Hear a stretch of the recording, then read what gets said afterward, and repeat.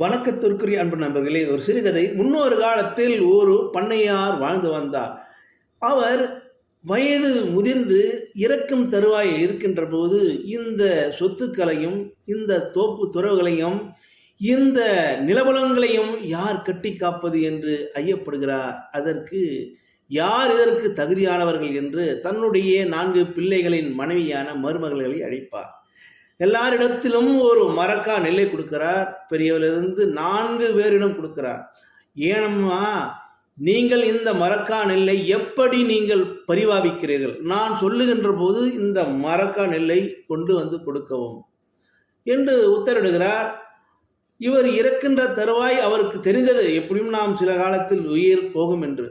ஆனால் ஒரு நாள் சில நாட்கள் கழிந்து அந்த 4 மருமகளை அழைக்கிறார். அம்மா, நான் கொடுத்த மரக்கா நெல் என்னம்மான்னா, அந்த மருமகள், இந்தமாம்மா நீங்கள் கொடுத்த மண்ணை நான் பத்திரமா புட்டு பீரோவில் பூட்டி வச்சுருந்தேன், இப்போ எத்தனை கொடுத்துட்டேன் என்னமோ. சரி, நல்லதும்மா. 2வது, ஏம்மா நீ என்னம்மா பண்ண? என்னம்மாம்மா சொல்கிறீங்க? நீங்கள் கொடுத்த நெல்லை அன்றைக்கே நான் கடைஞ்சி போய் நொம்மியெல்லாம் எடுத்துகிட்டு நான் ஆக்கி சாப்பிட்டேம்மா, நல்லா இருந்தது நெல். சரிம்மா, போம்மா. 3வது, நீ என்னம்மா பண்ண? அது எங்கே போச்சு, ஏது போச்சு, பண்ணையில் போட்டோம்மாம்மா, இருக்குதா பார்க்குறேன்னு சொல்லிட்டு கைப்பிடி நெல் எடுத்து, இதான் மாமா, இதான் எலி மிச்சி மிச்சி இதான். என்னம்மா சொல். இன்னொரு 4வது மருமகளை, நீ என்னம்மா பண்ண?